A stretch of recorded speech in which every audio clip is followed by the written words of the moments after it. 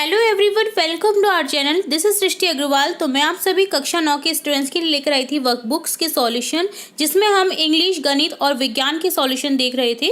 तो विज्ञान के सॉल्यूशन में हमने कार्यपत्रक 37 तक कंप्लीट सॉल्यूशन देख लिया है। अगर आपने किसी कारणवश कोई भी वीडियो मिस कर दिया है तो आप हमारी चैनल की प्लेलिस्ट से चेकआउट कर सकते हैं। तो स्टार्ट करेंगे यहाँ पर कार्यपत्रक 38 से सॉल्यूशन। यहाँ पर हम 3 कार्यपत्रक के सॉल्यूशन देखने जा रहे हैं। कार्यपत्रक 38, कार्यपत्रक 39 और 40, 38, 39 और 40 तीनों के ही हम वर्कशीट्स के सॉल्यूशन इस पार्ट में देखेंगे। तो वीडियो इंपॉर्टेंट होने वाला है, तो वीडियो के एंड तक बने रहना है आपको इसी तरह मेरे साथ, ताकि आपको सभी क्वेश्चन जो मैं बताऊं आपको यहीं पर समझ आ जाए और आप लर्न कर सकें। तो यहाँ सबसे पहले देखेंगे वर्कशीट 38 का सॉल्यूशन, जिसमें क्वेश्चन फर्स्ट है, चाल की परिभाषा व मात्रक लिखिए। तो इजी क्वेश्चन है, चाल की परिभाषा और मात्रक क्या हो जाएगा? आंसर हो जाएगा, किसी वस्तु द्वारा इकाई समय में तय की गई दूरी को चाल कहते हैं, मात्रक होता है मीटर प्रति सेकंड। तो ये आपको नोट डाउन कर लेना है अपनी वर्कशीट में। नेक्स्ट सेकंड क्वेश्चन है, जब वस्तु एक समान गति से गति कर रही होती है तब इसका मार्ग कैसा दिखाई पड़ता है? तो इसका मार्ग दिखाई पड़ता है एक समान। तो आपको इस तरह से लिख देना है, एक समान। नेक्स्ट थर्ड क्वेश्चन है, त्वरण किसे कहते हैं? सूत्र व मात्रक भी लिखिए। किसी वस्तु के वेग में परिवर्तन की दर को त्वरण कहते हैं, मात्रक होता है मीटर प्रति सेकंड स्क्वायर। ठीक है, तो ये भी आपको नोट डाउन कर लेना है।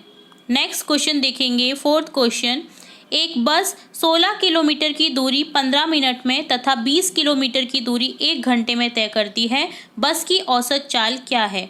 तो टोटल हम दूरी निकालेंगे, देन टोटल समय निकालेंगे, देन औसत चाल का सूत्र लगा देंगे, दूरी बटा समय। तो इस तरह से इसे सॉल्व करना है आपको।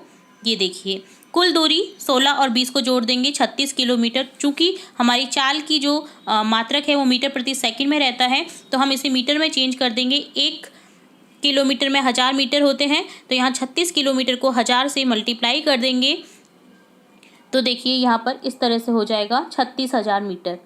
कुल समय 15 + 60 75 मिनट, जिन्हें सेकंड में चेंज करेंगे 60 से मल्टीप्लाई करके, तो 4500 सेकंड हो जाएंगे। और 36,000 को 4500 से डिवाइड करने पर हमारे पास में औसत चाल बचेगी 8 मीटर प्रति सेकंड। तो ये आपको नोट डाउन कर लेना है इसी तरह से। नेक्स्ट क्वेश्चन फिफ्थ देखेंगे, चाल एवं वेग में अंतर बताइए।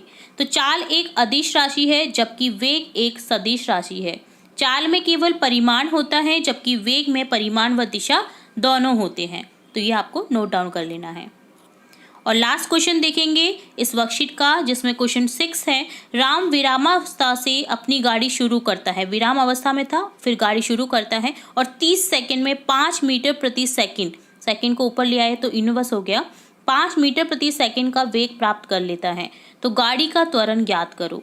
तो इसके लिए आपको फॉर्मूला याद होना जरूरी है। त्वरण का फॉर्मूला होता है v - u/t, 5 - 0/30। तो 5/30 को जब हम सॉल्व करेंगे तो 1/6 मीटर प्रति सेकंड या मीटर सेकंड यूनिवर्स हमारे पास में आंसर आ जाता है।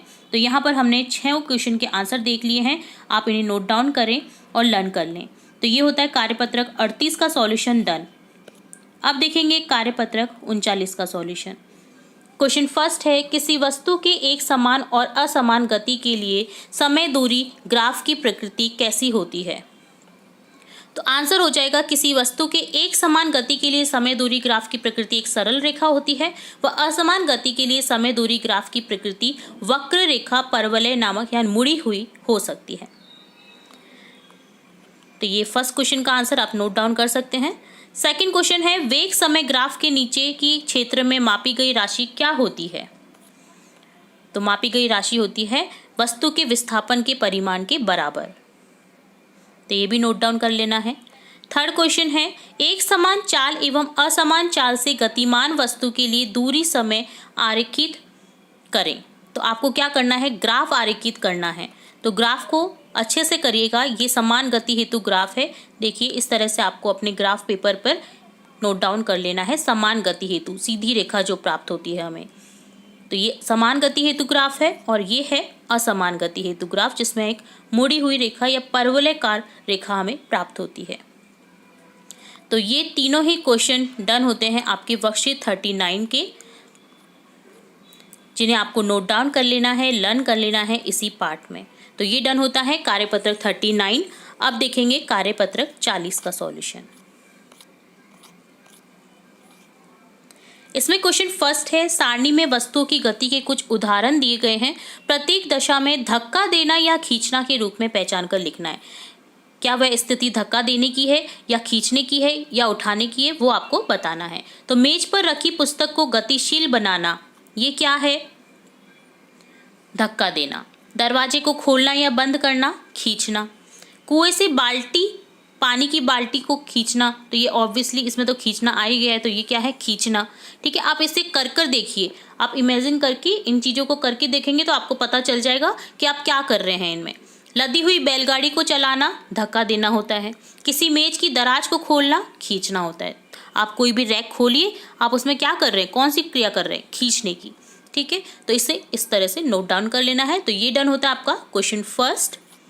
अब देखेंगे सेकंड क्वेश्चन, जिसमें क्वेश्चन है उचित शब्दों द्वारा आपको रिक्त स्थानों की पूर्ति करनी है। किसी वस्तु पर लगने वाले धक्के या खिंचाव को क्या कहते हैं? बल कहते हैं। बल में परिमाण के अलावा दिशा भी होती है। तो ये बल की परिभाषा भी हो गई और बल का अंतर भी हो गया। ठीक है, बल में परिमाण के अलावा दिशा भी होती है।